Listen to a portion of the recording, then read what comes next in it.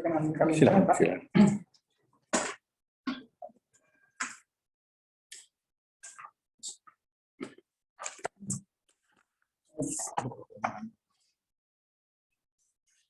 Mohon izin Pak Menko, Pak Mendagri, Pak Menkes, Bapak Kepala BNPB, mohon izin kami mulai untuk acara konferensi pers yang hari ini. Bismillahirrahmanirrahim. Assalamualaikum warahmatullahi wabarakatuh. Selamat siang, salam sejahtera untuk kita semuanya. Yang sama-sama kita hormati Bapak Menko Perekonomian, Bapak Menteri Kesehatan, Bapak Menteri Dalam Negeri, Bapak Kepala BNPB selaku Ketua Satgas Penanganan COVID-19, rekan-rekan dari media, baik media cetak, media elektronik, media online, dan seluruh jurnalis yang bergabung pada acara konferensi pers yang hari ini.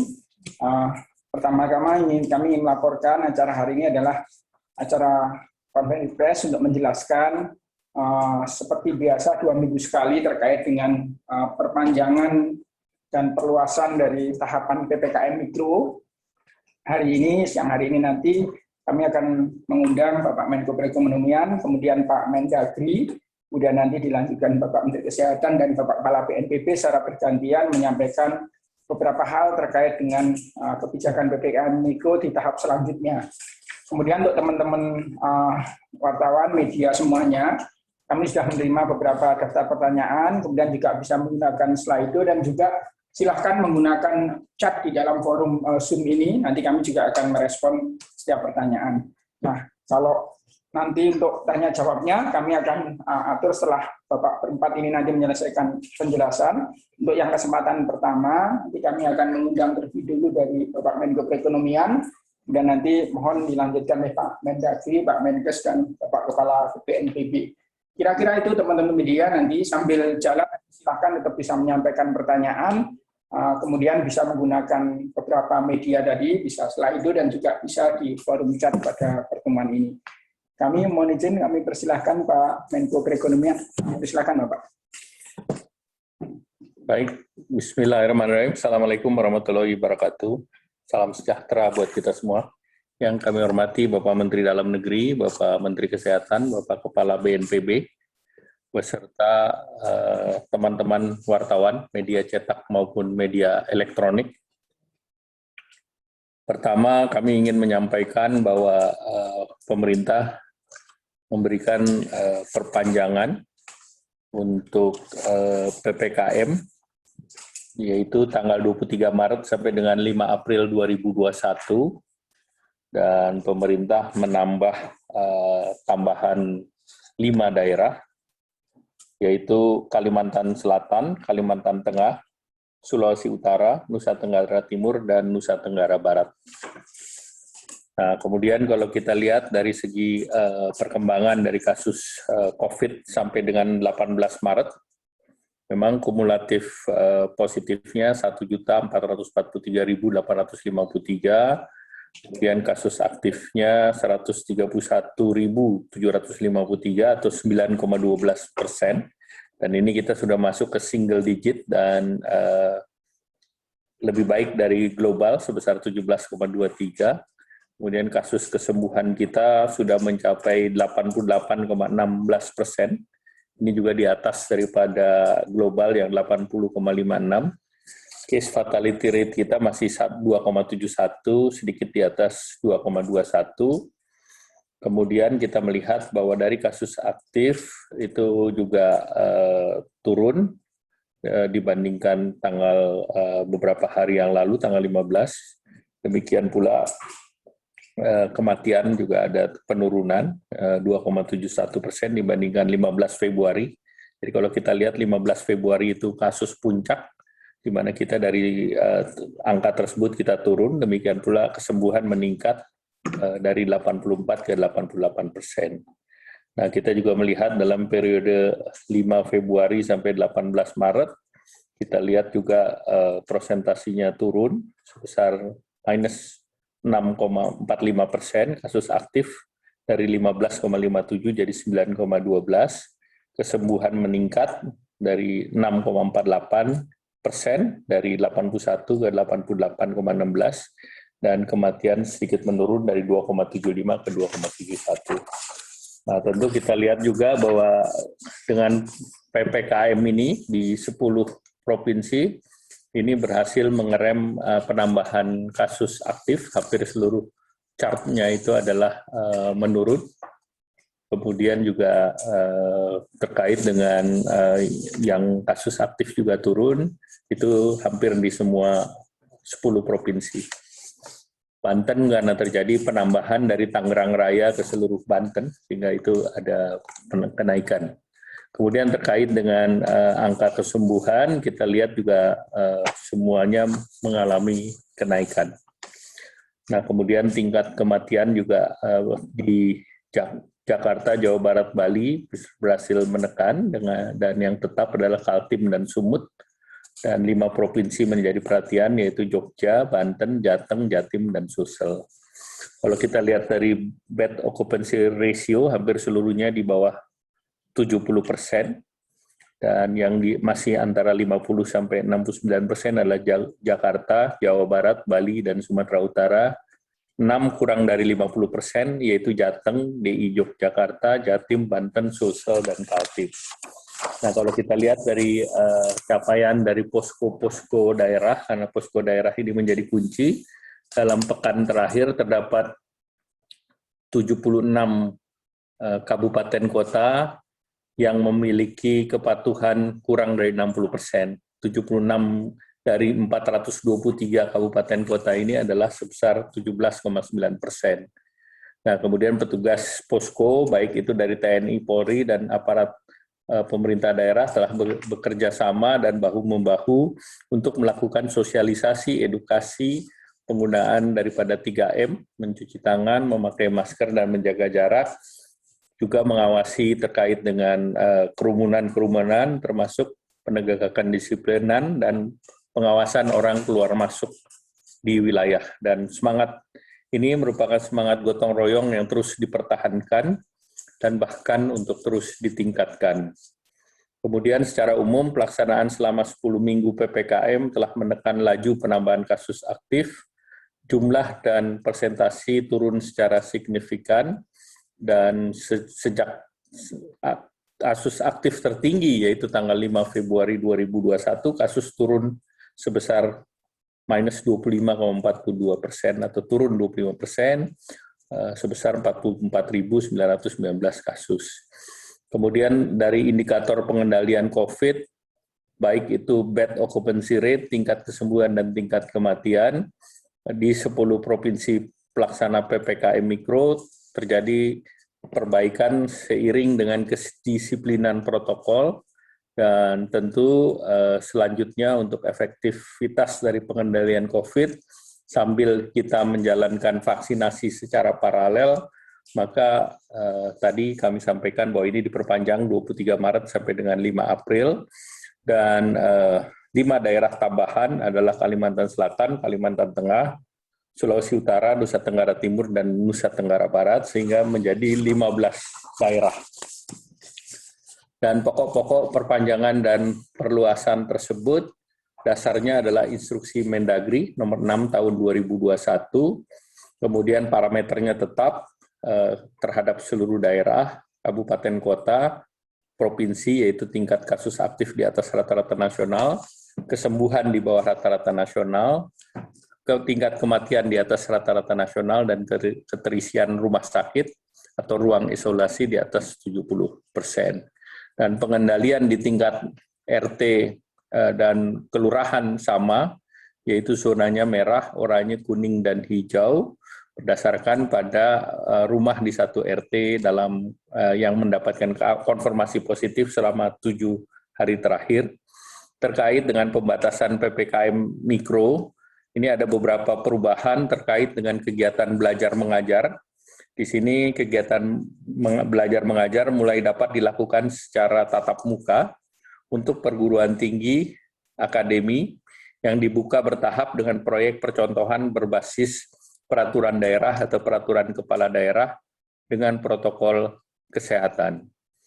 Yang kedua, terkait kegiatan seni budaya diizinkan untuk dibuka dengan kapasitas maksimal 25% dengan penerapan protokol kesehatan. Kemudian gubernur yang wilayahnya ditetapkan sebagai wilayah penerapan PPKM Mikro agar dapat menindaklanjuti instruksi Mendagri dengan menerbitkan surat edaran atau instruksi gubernur tentang perpanjangan pemberlakuan PPKM Mikro di wilayah masing-masing. Jadi kalau kami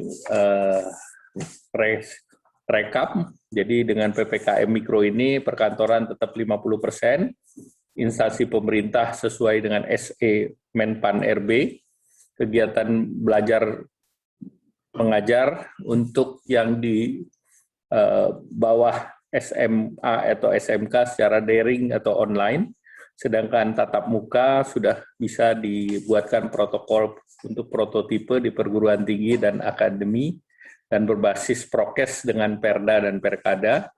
Kemudian sektor esensial beroperasi 100%, mal masih sampai dengan jam 9 dengan protokol kesehatan, dine-in 50%, untuk antar dibawa pulang tetap diperbolehkan, konstruksi 100% dengan prokes, tempat ibadah 50% dengan prokes, fasilitas umum diatur melalui Perda dan Perkada maksimal 50%, kegiatan seni budaya dapat dimulai dengan diawali dengan 25% maksimum dengan penerapan prokes, jam operasional diatur dengan prokes, dan cakupan ke 15 kabupaten kota.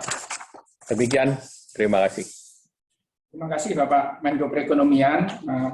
Berikutnya kami undang Bapak Mendagri, terutama terkait dengan instruksi Mendagri yang akan menjadi dasar dari perpanjangan PPKM Mikro tahap keempat ini. Kami persilakan Bapak.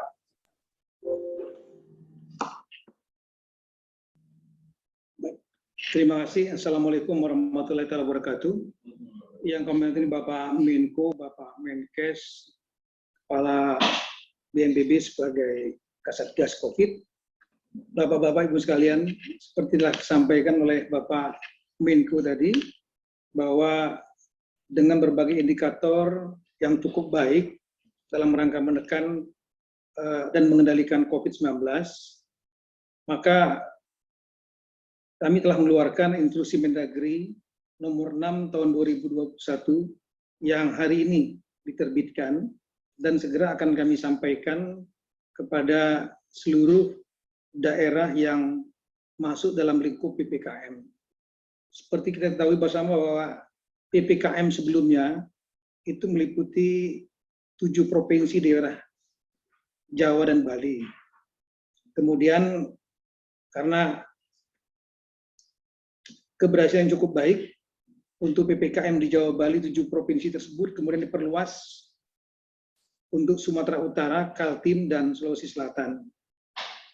Indikator juga cukup baik dan kemudian diperluas ke 5 daerah lainnya yang menurut data dari Kasatgas COVID maupun dari Kemenkes memerlukan atensi, yaitu Sulawesi Utara, Kalimantan Selatan, Kalimantan Tengah, NTT, dan NTB. Kemudian total 15 provinsi. Kemarin sudah dilaksanakan rapat koordinasi dengan 15 gubernur dan semua stakeholder di tingkat pusat yang dipimpin langsung oleh Bapak Menko, sekaligus arahan-arahan kepada daerah-daerah, sekaligus feedback dari tiap-tiap daerah yang intinya semua daerah termasuk yang 5 tambahan siap untuk melaksanakan PPKM dari tanggal 23 Maret sampai dengan 5 April 2021. Selanjutnya nanti akan di-follow up dengan keluarnya instruksi Mendagri hari ini, karena masih ada waktu untuk penerapan tanggal 23, maka kami sudah meminta kepada seluruh kepala daerah, khususnya gubernur, lebih khusus lagi daerah yang baru, 5 daerah, untuk melaksanakan rapat koordinasi daerah tingkat 1 yang dipimpin oleh gubernur bersama-sama dengan Forkompinda dan semua stakeholder lain, termasuk TNI, Polri, PKK, dan lain-lain, yang intinya lah untuk melaksanakan aksi implementasi. Jadi instruksi Mendagri lebih bersifat guidelines yang bersifat umum, tapi dapat dikembangkan sesuai dengan tantangan daerah masing-masing. Misalnya masalah zonasi. kabupaten kota mana yang akan ditetapkan oleh gubernur setelah rapat dengan Forkompinda dan stakeholder lain. Kemudian di tingkat mikro, ini juga sama, harus memiliki posko di tingkat provinsi, kemudian posko di tingkat kabupaten kota yang diikuti oleh Forkompinda dan semua stakeholder, kemudian posko di tingkat kecamatan, posko di tingkat kelurahan, kemudian atau desa, kemudian posko di tingkat kampung, posko di tingkat RW sampai dengan RT. Dengan demikian ini betul-betul kita gunakan jenjang administrasi pemerintahan yang ada sampai ke tingkat yang terkecil, yaitu RT. Khususnya dalam rangka untuk memperkuat upaya-upaya pencegahan, baik dalam bentuk kampanye dan lain-lain, 3M, termasuk menghindari kerumunan, kemudian juga memperkuat 3T, testing, tracing, dan perawatan yang lebih baik, treatment, termasuk juga membicarakan mengenai masalah the last resort, yaitu upaya terakhir penegakan hukum atau enforcement. Kemudian kami juga sudah meminta kepada kepala daerah, gubernur, agar juga bisa memetik pelajaran dan pengalaman dari provinsi-provinsi lain, terobosan-terobosan oleh provinsi-provinsi lain yang sukses mengendalikan atau menurunkan angka positive rate dan kemudian menaikkan recovery rate, juga menurunkan angka kematian, bisa mengendalikan bed rumah sakit, karantina, dan lain-lain. Ada beberapa daerah yang bisa dijadikan contoh, kemudian ini kita minta untuk melaksanakan replikasi, tapi tidak, tentunya tantangan daerah beda-beda, maka bisa dikembangkan, dibuat inovasi, kreativitas sesuai dengan tantangan masing-masing atau local wisdom masing-masing.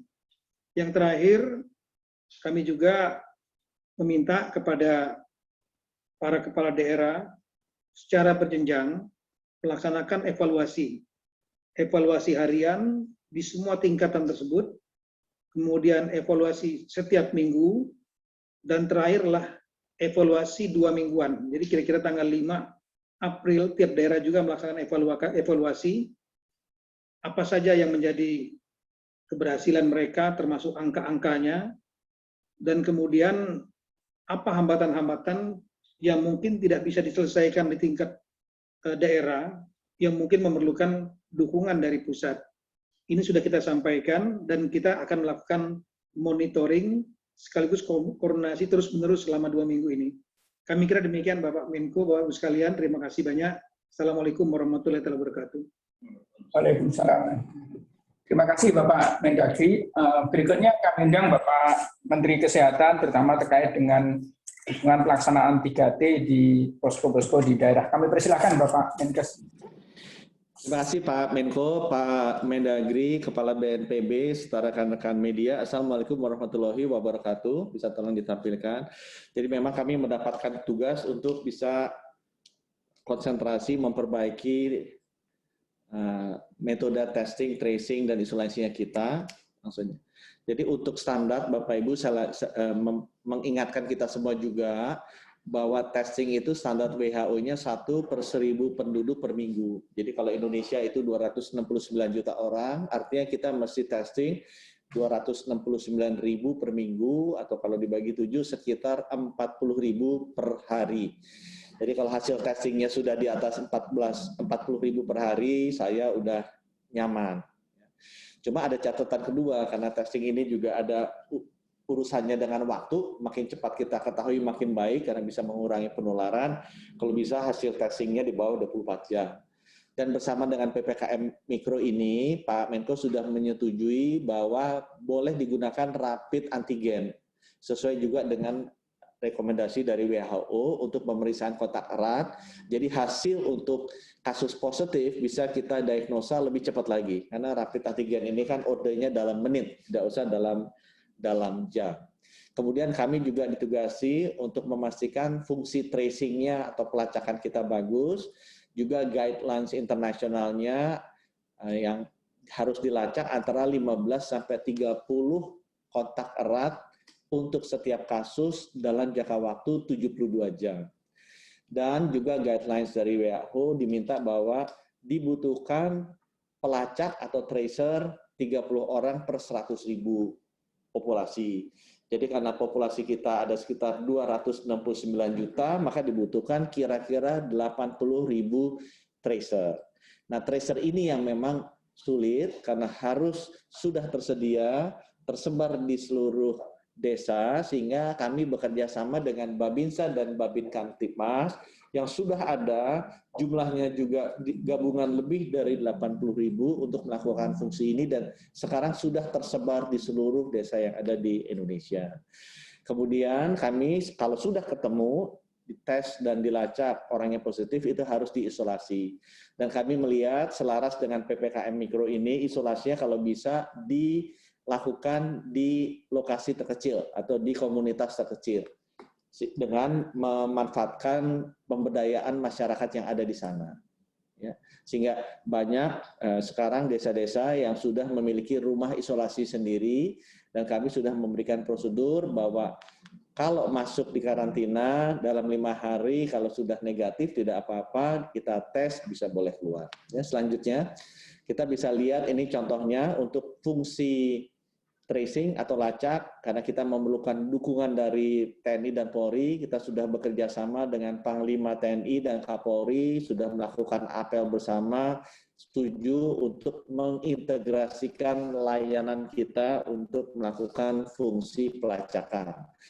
Di halaman selanjutnya, kita juga bisa lihat bahwa trainingnya juga sudah dilakukan, karena Babinsa dan Babin Kamtipmas ini belum terbiasa melakukan pelacakan medis.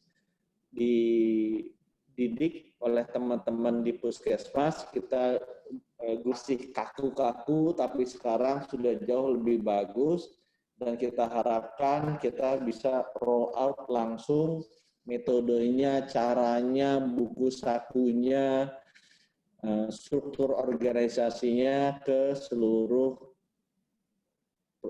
desa-desa yang ada di 10 provinsi prioritas PPKM. Selanjutnya, ini contoh-contohnya datang ke daerah-daerah untuk meninjau partisipasi Babinsa dan Babin Kamtipmas ini. Untuk selanjutnya, nah, salah satu tools yang kita gunakan untuk bisa mempercepat testing adalah rapid antigen. Rapid antigen ini juga sudah kita distribusikan ke 7, karena akan ada tambahan 5 lagi, ya, untuk bisa mempersiapkan fasilitas testing yang cukup di seluruh puskesmas yang ada. Selanjutnya, nah ini contohnya yang sudah kita alokasikan dan kita gunakan. Teman-teman di puskesmas sekarang menjadi lebih positif, lebih sebulan. Prosedurnya juga sudah kita lakukan, dan sudah diperbaiki kita yang ada di kantor pusat, sehingga kalau ada yang positif sudah langsung tercatat juga di hari tersebut. Selanjutnya, ini contoh penggunaannya, ya, berapa yang positif, berapa yang negatif sejak PPKM Mikro ini diluncurkan di awal tahun. Sekarang penggunaannya sudah semakin lama semakin tinggi karena masyarakat dan puskesmas sudah semakin biasa menggunakannya. Selanjutnya, testing untuk varian baru. Jadi bukan fungsi testing untuk konfirmasi positif, tapi fungsi testing untuk varian baru. Dulu selama setahun kita baru melakukan testing sekitar 170-an. Tapi kemudian kita lihat banyak varian baru di luar negeri yang sudah sampai Singapura, Malaysia, Brunei, Australia, kok di Indonesia Kesehatan dan Kemenristekbrin yang memiliki 12 lab yang bisa melakukan surveillance genomik ini, kita resmi bekerja sama dan kita melakukan rencana testing yang lebih agresif dan genome sequencing yang lebih agresif untuk mengidentifikasi adanya varian baru. Dan kita sudah berhasil menemukan ada 7 dan ini yang sudah pasti adalah lebih cepat penularannya, tapi belum ada bukti yang pasti ilmiah bahwa lebih fatal terhadap pasiennya. Di halaman berikutnya, ini contohnya kasus yang ke-7 yang kita baru temukan di 12 Maret, yang bersangkutan datangnya dari Ghana untuk teman-teman masuk ke Indonesia dari sini. Saya hanya ingin menunjukkan dia masuk tanggal 31 Januari, di swab 2 Februari, tapi karena memang fasilitas genome sequencing kita masih baru, pada saat itu kita baru tahu di 12 Maret. Nah itu sekarang yang kita akan mempercepat melakukan genome sequencing-nya. Tapi teman-teman bisa lihat bahwa mekanisme untuk genome, contoh tracing-nya, jadi semua orang-orang yang berinteraksi dengan dia kita trace, kemudian langsung kita tes, dan alhamdulillah karena beliau begitu kena positif langsung dimasukkan ke karantina, 5 hari kita tes negatif sudah keluar, dan terbukti yang bersangkutan tidak menyebarkan virusnya. Ya, jadi semua kontak eratnya kebetulan kerjanya yang bersangkutan di Ghana. Selanjutnya, itu mungkin dari kami, Pak Menko, untuk mengupdate teman-teman wartawan mengenai kegiatan menunjang PPKM Mikro. Terima kasih. Menpan mengenai kegiatan. Baik, terima kasih Bapak Menteri Kesehatan.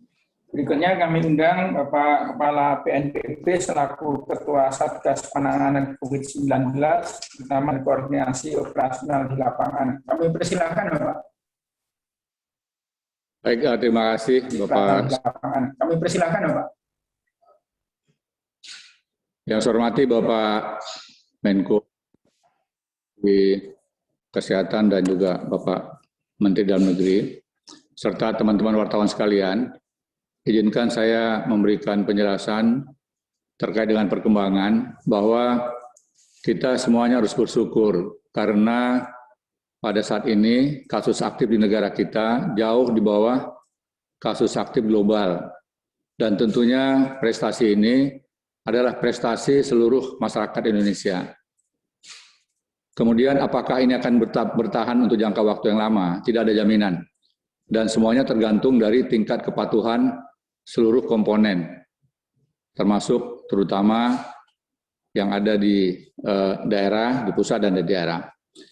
Kemudian angka kesembuhan pun mengalami peningkatan. Memang kita masih terkendala dengan angka kematian yang masih di atas angka global.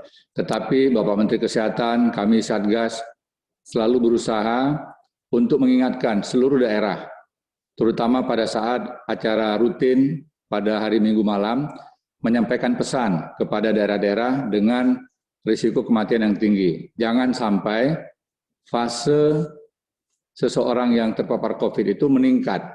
Jadi lebih baik saat ada gejala awal, langsung dirawat di rumah sakit. Ini akan membantu mengurangi risiko kematian. Termasuk juga sejumlah obat-obatan yang selalu dipenuhi oleh Kementerian Kesehatan. Demikian juga terapi plasma konvalesen yang alhamdulillah bekerja sama dengan Palang Merah Indonesia. Terapi plasma konvalesen juga sudah semakin meningkat.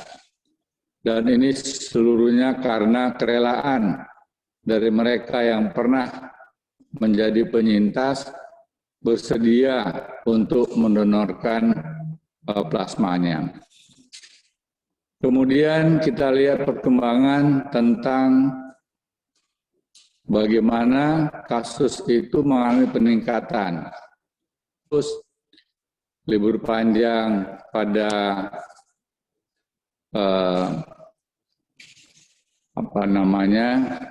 bulan November akhir, kemudian libur panjang juga pada Natal dan Tahun Baru, maka setelah libur panjang, kasus aktif meningkat luar biasa.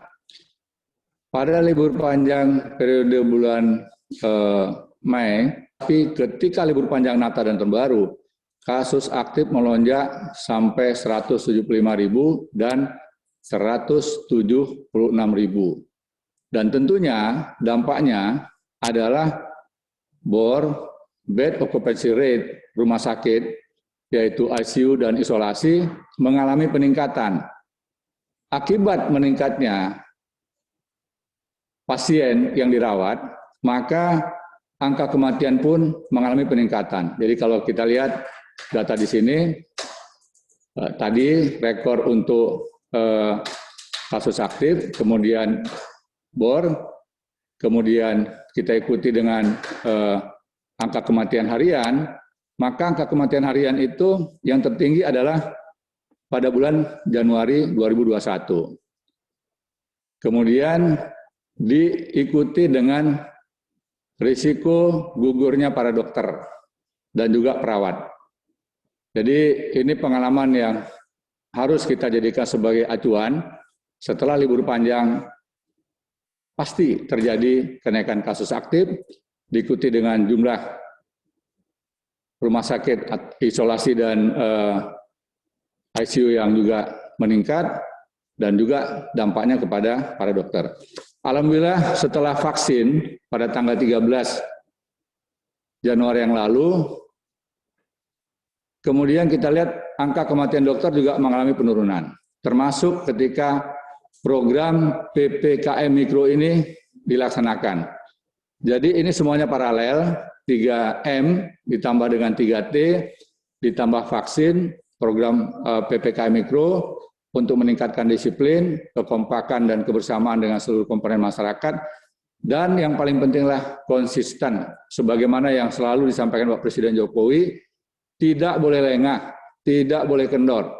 Jangankan 1 hari atau 1 jam, 1 menit saja kendor, lengah, bisa terpapar COVID. Sehingga energi yang sudah kita keluarkan selama 1 tahun terakhir ini akhirnya jadi sia-sia.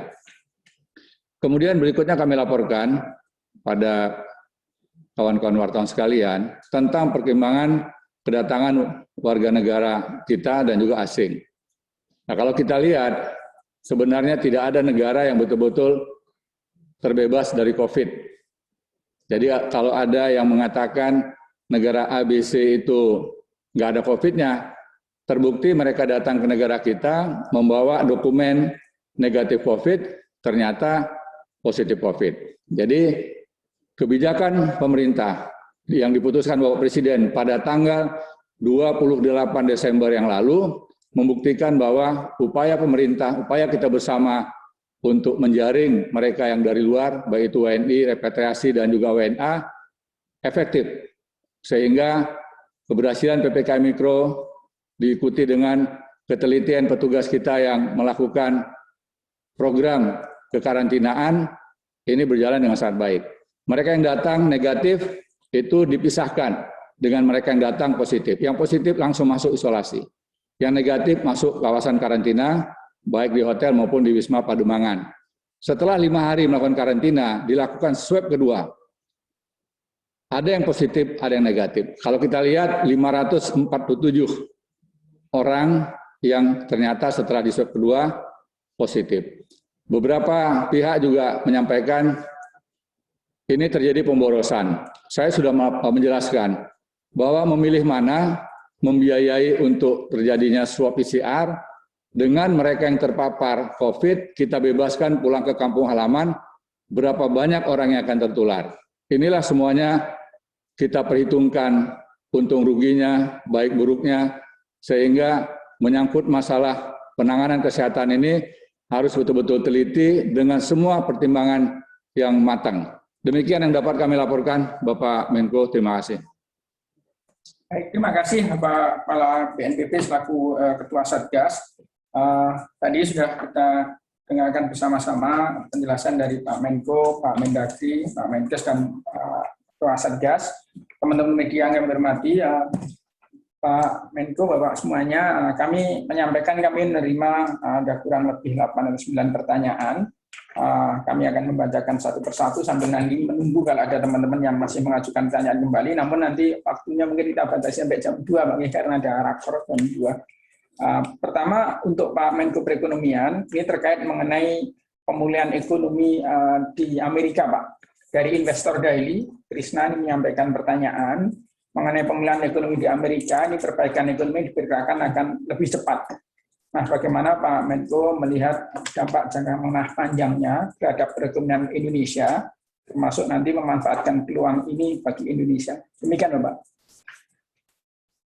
Terima kasih atas pertanyaan Mas Krisna dari Investor Daily.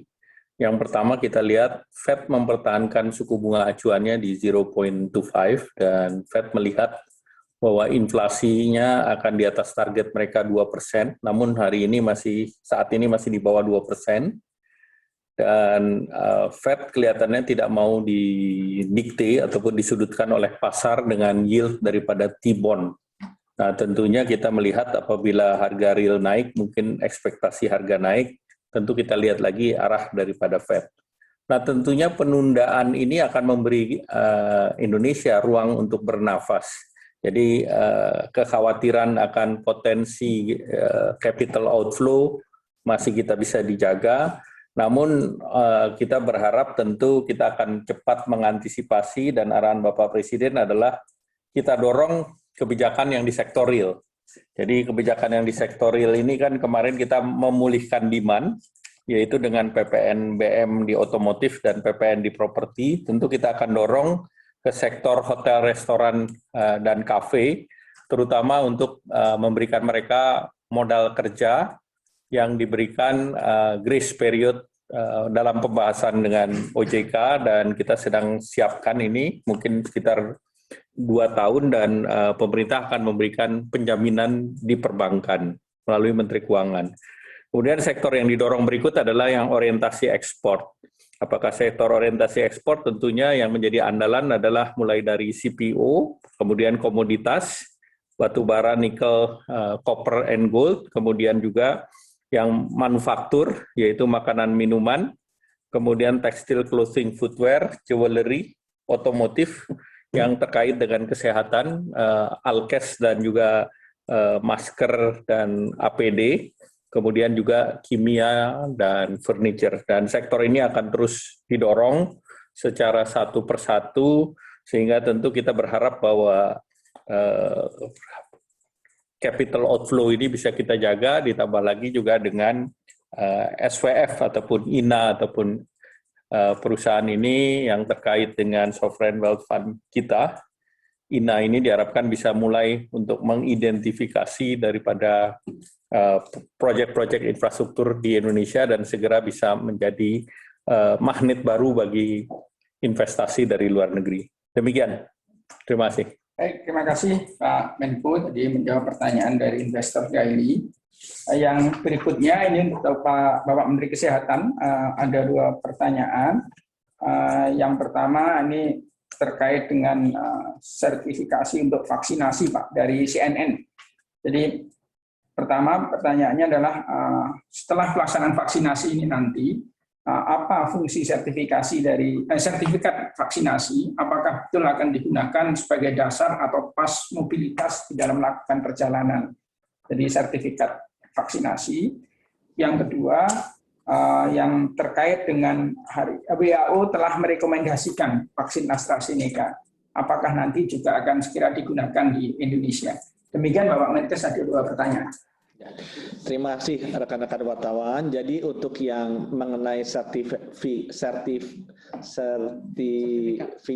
vaksinasi itu rencananya memang akan digunakan untuk integrasi dengan standar protokol kesehatan yang baru. Jadi kalau kita lihat sekarang di Amerika, CDC sudah mulai melonggarkan secara terstruktur dan sistematis untuk protokol-protokol kesehatan, kegiatan-kegiatan publik tertentu. Misalnya acara keagamaan, pertemuan keluarga, makan bersama. Nah, beliau di CDC sudah mengeluarkan guideline yang cukup lengkap. Kita bisa lihat di Google, transportasi, ya, acara konser, berbasis sertifikat vaksinasi ini. Nah, nanti begitu jumlahnya sudah cukup banyak, kita sekarang sedang sudah mulai mempersiapkan protokol-protokol kesehatan yang baru untuk masing-masing aktivitas ini. Ya, untuk masing-masing aktivitas ini. Gunanya nanti akan di sana. Jadi memang sertifikat vaksinasi ini akan digunakan sebagai salah satu instrumen dalam implementasi protokol kesehatan yang baru untuk setiap aktivitas dikonfirm oleh MHRA, itu BPOM-nya London, oleh IMA yang tadi malam, European Medicine Agency, itu BPOM-nya EU, European Union, sama oleh WHO sendiri. Jadi insya Allah rencananya minggu depan akan kita mulai distribusi dan vaksinasi dengan vaksin AstraZeneca. Terima kasih. Baik, terima kasih Pak Menteri Kesehatan. Yang berikutnya ada pertanyaan dari kata data ini nanti untuk Pak Mendagri dan Pak Kasatgas. Kaitannya dengan tadi sudah disampaikan data kenaikan kasus penyebaran COVID-19 acap kali terjadi akibat dari liburan tadi. Pertanyaannya yang untuk tadi, bagaimana juknis pengawasan di lapangan terkait dengan pelaksanaan PPKM Mikro ini. Kami undang dulu Bapak Mendagri terkait evaluasi pelaksanaan PPKM Mikro di daerah dan nanti Pak Kasatgas terkait dengan juknis pengawasan di lapangan. Kami persilahkan Bapak. Pak Mendagri. Baik, Pak. Jadi terkait dengan pengawasan di lapangan, ya, ini sebetulnya di dalam Instruksi Mendagri nomor 6 ini cukup lengkap. Apa yang harus dikerjakan, guidelines apa ya, yang harus diimplementasikan oleh daerah di lapangan. Ada 8 halaman. Ini sangat teknis sudah. Ini pun sudah dikoreksi oleh Bapak Menko, Bapak Menkes, kemudian Kasatgas Covid Kepala BNPB. Nah, kemudian tinggal nanti masalah teknis pengawasannya. Itu melalui, tadi yang kami sampaikan ada evaluasi. Di daerah, kita minta semua tingkatan melakukan evaluasi. Jadi evaluasi itu adalah pengawasan. Evaluasi harian, mingguan, dan 2 mingguan.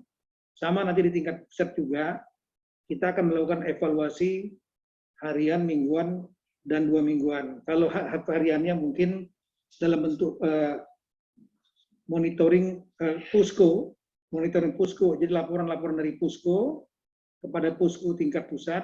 Di sini terutama dari puskonya Satgas Covid. Di sana juga ada unsur dari Kemendagri yang ada di dan Kemenkes yang ada di Satgas Covid. Kemudian untuk evaluasi mingguan bisa dilaksanakan melalui kegiatan Zoom meeting, dan 2 mingguan juga pasti kita akan laksanakan melalui mekanisme Zoom meeting. Di samping mungkin pengecekan di lapangan. Terima kasih, Pak. Terima kasih Bapak Mendagri. Kami undang Bapak Kepala BNPB selaku Kasatgas. Mungkin sekalian aja Pak, tadi terkait satu pertanyaan mengenai juknis pengawasan. Tadi Bapak Mendagri sudah menyampaikan kebijakan evaluasi dan pengawasannya. Dan kontrolnya di lapangan seperti apa Pak Kasatgas. Dan mohon izin Bapak sekalian nih, ada 3 pertanyaan yang terkait dengan masalah kebijakan mudik lebaran. Barangkali mohon izin Pak, nanti Pak Kasatgas menjelaskan sekalian mengenai bagaimana rencana kebijakan terkait dengan libur mudik lebaran. Ada 2 hal, kami undang Bapak Kasatgas, kami persilakan.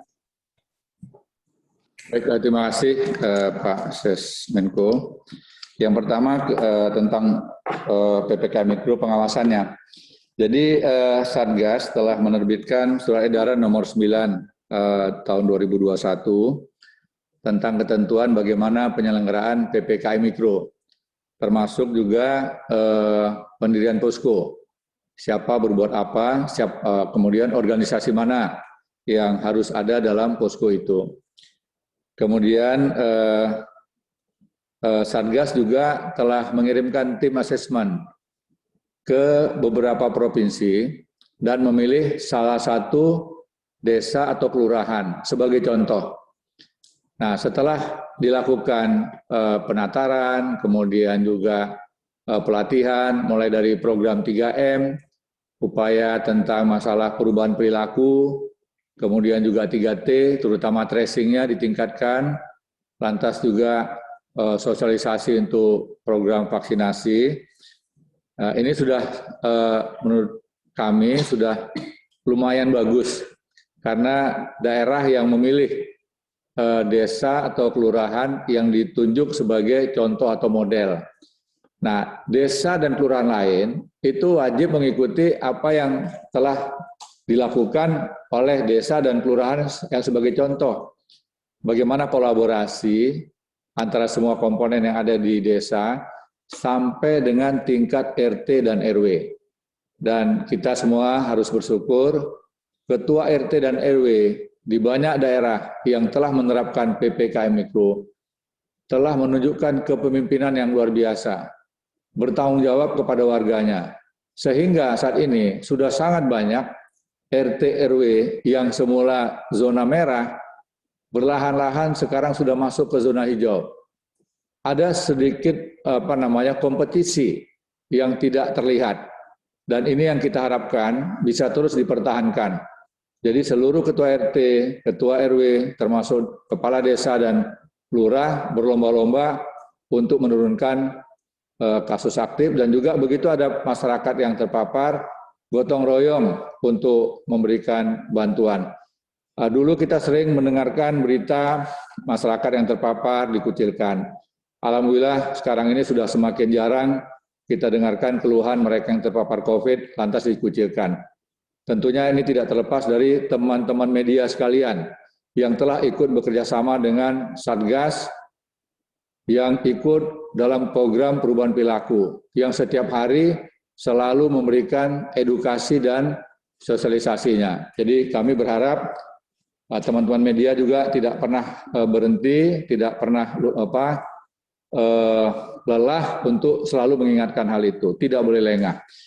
Kemudian menyangkut masalah mudik, sebagaimana yang selama ini dilakukan, kebijakan tentang mudik ini akan dikeluarkan dalam rapat tingkat menteri dipimpin oleh Bapak Menko Perekonomian.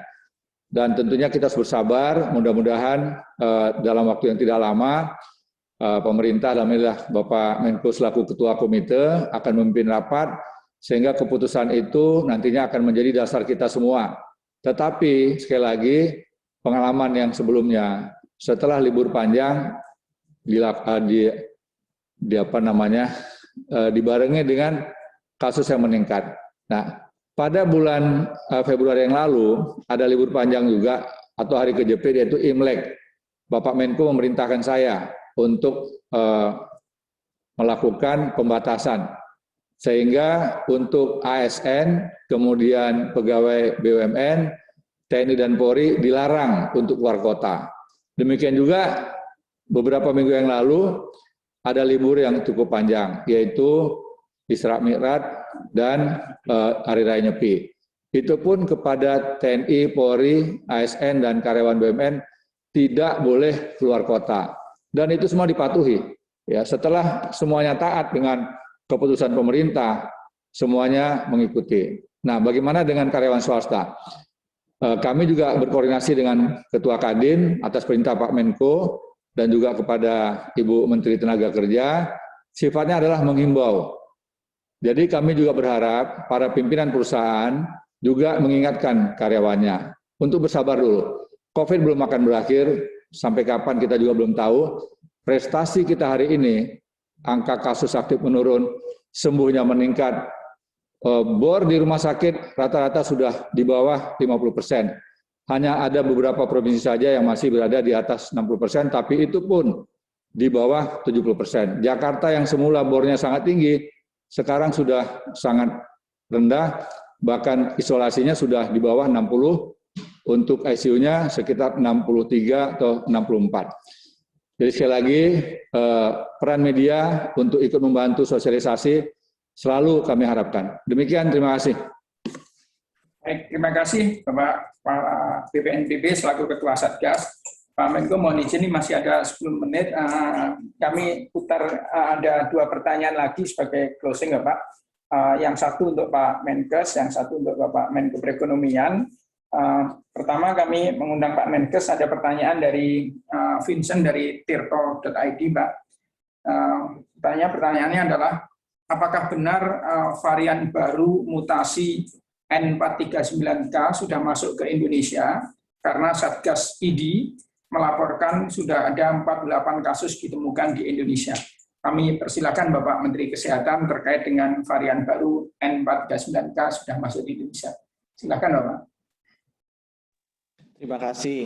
Memang varian ini sudah cukup lama masuk ke Indonesia, ya. Varian ini sebenarnya juga sudah ada di beberapa negara di Eropa, mulainya juga keluarnya dari Eropa dan terdeteksi oleh WHO juga di sana. Untuk informasi teman-teman, yang N439K ini tidak termasuk variant of concern atau variant of interest dari WHO. Jadi WHO itu ada, mutasi itu udah ratusan, mungkin udah ribuan sekarang. Kita bisa lihat di GISA. Dari ratusan atau ribuan varian ini, banyak sekali komentarnya kemana-mana. Nah, WHO memiliki protokol standar untuk bilang, oh dari ribuan varian mutasi ini yang masuk kategori variant of interest, FOI. Artinya apa? Mereka memiliki potensi untuk meningkatkan transmissibility atau penularan atau severity-nya, fatalitasnya. Tapi masih dugaan, itu masuk kategori variant of interest. Jadi WHO akan melakukan research yang lebih dalam untuk mutasi-mutasi atau strain baru yang masuk kategori variant of interest. Kalau nanti sudah terbukti bahwa variant of interest ini bisa meningkatkan transmissibility, laju penularan, atau severity, fatalitasnya, itu nanti dia masuk ke variant of concern. Nah, variant of concern ini yang di-share ke seluruh dunia untuk hati-hati dimonitor khusus. Jadi tidak ratusan atau ribuan semuanya. Itu sudah disaring dulu. Dan buat teman-teman, N439K ini tidak masuk FOI maupun FOC-nya WHO. Jadi supaya teman-teman lebih tenang, gitu. Karena banyak berita kan macam-macam. Karena memang banyak varian-varian baru itu hilangnya cepat. Setahu saya ini juga termasuk salah satu varian yang menghilangnya dari peredaran cepat. Jadi ini kayak mutasi-mutasi virus ini kayak preman-preman juga. Ada preman jagoan, tapi kemudian berantem dipukulin cepat mati udah hilang. Gengnya tuh hilang. Ya. Jadi itu penjelasan saya mengenai N439K. Gitu ya. Setahu saya ini sudah tidak pernah masuk FOI dan FOC-nya WHO dan it is no longer circulating. Gitu ya. Terima kasih. Baik, terima kasih Bapak Menteri Kesehatan. Yang terakhir kami mengundang Bapak Menko Perekonomian sekaligus closing. Ada pertanyaan Pak, melihat kondisi pandemi yang sudah mulai membaik ini, bagaimana memanfaatkan untuk percepatan pemulihan ekonomi nasional? Kami persilahkan kepada Bapak Menko Perekonomian. Terima kasih. Tadi disampaikan oleh Pak Kepala Satgas BNPB bahwa kita bersyukur sudah ada penurunan kasus yang cukup besar dengan penerapan PPKM Mikro ini, dan berterima kasih pada Pak Mendagri, Pak Menkes, Panglima TNI, dan Kapolri, beserta seluruh jajaran pemerintah daerah, gubernur, bupati, wali kota, karena dengan kerja bersama dan kerja gotong royong dengan seluruh stakeholder, maka kita bisa menjaga situasi pandemi ini secara lebih baik. Nah, tentunya ke depannya kita berharap bahwa aktivitas ekonomi yang secara normal, kemudian juga kegiatan sosial budaya terbatas, dan juga akan segera dimulai terkait dengan pendidikan tatap muka secara terbatas dalam bentuk prototipe percobaan yang dilakukan 2 minggu ke depan. Dan ini tentu diharapkan bisa secara produktif dan aktif terus dimonitor dengan protokol kesehatan dan tentu dengan vaksinasi kepada para pengajar ataupun dosen.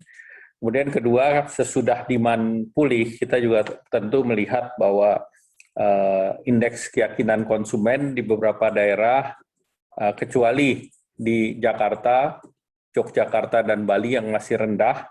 Ini tentu kita berharap dengan apa yang direncanakan oleh Pak Menkes melalui vaksinasi, ini bisa memulihkan kepercayaan masyarakat, sehingga tentu kita berharap bahwa demand akan pulih, dan dengan pulihnya demand, diharapkan supply-nya juga terjaga. Kita tidak ingin ada lonjakan demand, namun supply-nya tidak siap, terutama yang terkait dengan sektor manufaktur, mereka harus menghidupkan kembali supply chain-nya. Yang berikut adalah di dalam pandemi COVID ini ada opportunity di bidang digitalisasi. Kita lihat digitalisasi ini melonjak. Dan kemarin Bapak Presiden menerima para pekerja seni, baik itu dari film maupun pekerja seni budaya di Yogyakarta, di mana semua tentu menginginkan mulainya ada keterbukaan fasilitas, dan untuk yang budaya itu disiapkan 25%, tentu dengan prokes, sedangkan yang untuk pekerja seni melalui film dan yang lain, selama ini ada kesempatan yang namanya digital streaming, yang digital streaming ini juga opportunity-nya dan bisnisnya juga meningkat. Nah, terkait dengan yang pertunjukan di publik ataupun kegiatan lain, ya tentu ini menunggu keyakinan dari konsumen dan juga seiring dengan vaksinasi. Nah, pemerintah juga tentu melihat kesempatan daripada ekspor, karena beberapa daerah, beberapa negara kelihatan akan recover secara cepat, dan ini diharapkan bisa mendorong ekspor yang dari Indonesia. Nah, namun kita mengatakan bahwa kita belum tahu dan tidak ada yang bisa menjamin bahwa pandemik ini melemah.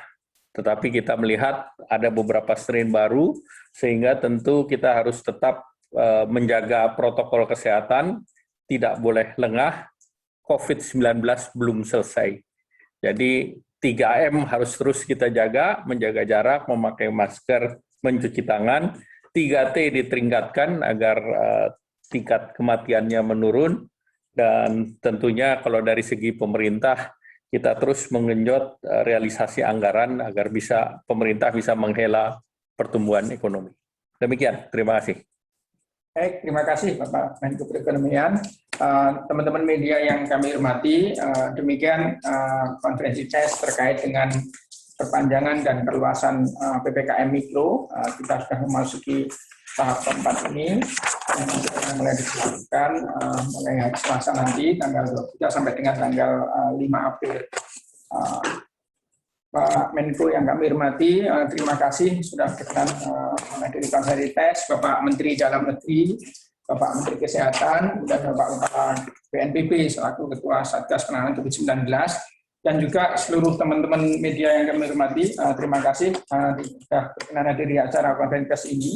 Untuk penjelasan lebih detail, data-data dan angka-angka yang tadi disampaikan Pak Menko maupun Bapak yang lain nanti akan kami kirimkan, dan kami sudah menyiapkan rilis untuk menjelaskan lebih detail.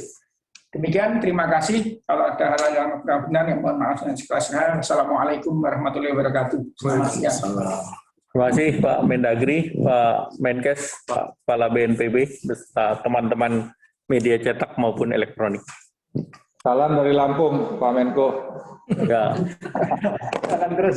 Salam. Kelihatan Bapak on the road terus. Kemarin di Pangkal Pinang, sekarang di Lampung. Siap. Pak Mendagri, terima kasih untuk wismanya ya. Terima kasih. Iya, Pak. Pak Bandar Lampung, Pak. Kami malam ini kembali, Pak Menko. Siap. Sekalian menyampaikan kepada Gubernur dan para Bupati Wali Kota, risiko bencana alam, terutama patahan Semangko dan juga Gunung Api Krakatau. Demikian Pak Menko. Terima kasih. Terima kasih. Salam sehat, salam selamat. Siap, terima kasih. Ya, terima kasih.